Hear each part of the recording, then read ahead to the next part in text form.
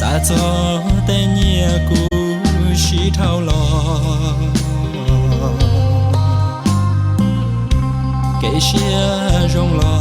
cũ mua bún bò cha tu phong dư và cũ tao trò mua cũ là chê là chỉ thay lo nô nó chỉ mua lên từ xa bỏ ni nó là oan nắng chỉ mua nhà cứ đi phong dư lo chỉ san chia